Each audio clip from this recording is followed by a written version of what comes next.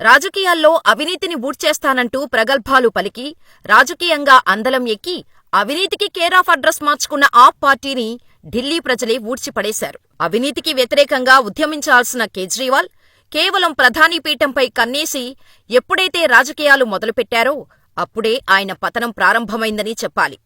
ఆయన అవినీతి వ్యతిరేక రాజకీయాలు కొనసాగించి ఉంటే కేజ్రీవాల్ రాజకీయాల్లో వజ్రంలా నిలిచేవారు. ఆయన ఢిల్లీలో పాగా వేయటంతోనే ఇక తనకు ఎదురులేదన్న రీతిలో అవినీతి పంకీలంలో కూరుకుపోయారు. ఆయన మంత్రులు, అనుచరులు, ఎమ్మెల్యేలు అంతా అందులో దిగబడ్డారు. ఆయన అనుచర గణం కూడా రాజకీయాలు నడిపింది. అవినీతి అన్నది అగ్నికణం లాంటిది. అందుకే 10 ఏళ్లుగా అందలమెక్కించిన ఢిల్లీ ప్రజలు విసుగు చెంది ఊడ్చేశారు. అన్నా హజారే అవినీతి వ్యతిరేక ఉద్యమంలో చేరిన కేజ్రీవాల్ ఓటమిని ఇప్పుడు హజారేనే అభినందించే పరిస్థితి వచ్చింది. అవినీతికి దూరంగా ఉండాలని ఆయన పదే పదే హెచ్చరించినా కేజ్రీవాల్ పెడచెవిన పెట్టారు. అవినీతి రాజకీయాలకు తానొక బ్రాండ్ అని ప్రచారం చేసుకుని అనేక అవినీతి కేసుల్లో తాను, తన అనుయాయులు ఇరుక్కొని విలవిలలాడుతూ కేవలం మోడీని చూపి రాజకీయం చేశారు. అవినీతి చుట్టూ కేజ్రీవాల్ అల్లుకుపోయారని తెలుసుకున్న ప్రజలు ఇప్పుడు ఊడ్చేశారు. ఢిల్లీ వీధుల్లో ఒకప్పుడు సంచలనంగా మారిన ఆప్ ఇప్పుడు అడ్రస్ గల్లంతైందనే చెప్పాలి. రాజకీయాల్లో అవినీతి అంతమవ్వాలంటే ఆప్ రావాలన్న పార్టీగా గుర్తింపు తెచ్చుకున్న ఆప్ అనతికాలంలోనే అవినీతి పార్టీగా ముద్ర వేసుకుంది.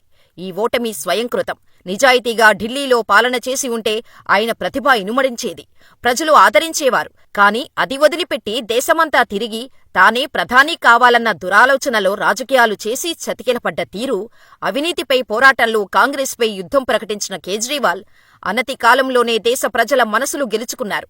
ప్రజలు రాజకీయ నాయకుల అవినీతి పట్ల ఎంత అసహ్యంగా ఉన్నారనడానికి కేజ్రీవాల్ ఎదుగుదలే కారణం. అనతి కాలంలోనే కేజ్రీవాల్ నిజస్వరూపం బయటపడింది. ఆయన ముసుగు తొలగింది. అవినీతికి కేంద్రంగా కేజ్రీవాల్ రాజకీయాలు నడిచాయి. ఢిల్లీ లిక్కర్ స్కామ్ ఇందుకు పరాకాష్ట. కాంగ్రెస్ అవినీతిని వ్యతిరేకించిన కేజ్రీవాల్ కాంగ్రెస్ పంచనే చేరారు. ఇవన్నీ గమనిస్తూ వచ్చిన ప్రజలు రాజకీయాల్లో అబద్ధాలు చెప్పే వ్యక్తిగా గుర్తించారు. అబద్ధాలు చెప్పేవారిని ప్రజలు పెద్దగా పట్టించుకోరు. కాని నిజాయితీగా ఉంటానంటూ అబద్ధాలు చెబితే మాత్రం సహించరు. నిప్పులేనిదే పొగరాదన్నట్టు కేంద్రం ఎంతగా కక్షకట్టి కేసులు పెట్టినా అవినీతి లేనిదే కేసులు చుట్టుకోవు. మోడీని నిందించినంత మాత్రాన తన అవినీతిని కప్పిపుచ్చుకోలేరు. ఢిల్లీ ఎన్నికల ఫలితాలు కాంగ్రెస్ పార్టీకి కూడా గుణపాఠం లాంటివే. తన రాజకీయ ధోరణిని కాంగ్రెస్ మార్చుకోవాల్సి ఉంది. కుటుంబ రాజకీయాలు మాని ప్రజాస్వామ్యబద్ధంగా నడుచుకోవాల్సి ఉంది.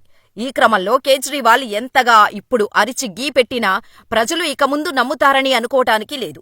గెలుపు కోసం అవినీతి వ్యతిరేక పోరాటాన్ని పక్కన పెట్టిన కేజ్రీవాల్ ఉచిత పథకాలతో ప్రజలను మభ్యపెట్టే ప్రయత్నంలో రాజకీయాలు మొదలుపెట్టారు.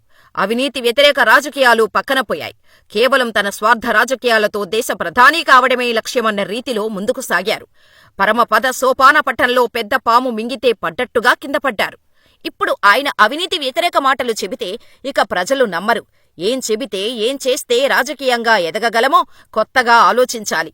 అవినీతికి సంబంధించి మాట్లాడితే ప్రజలు చీత్కరించే పరిస్థితి వచ్చింది. దీంతో ఇప్పుడు కేజ్రీవాల్ పతనం కూడా ఓ రాజకీయ గుణపాఠంగా చూడాలి.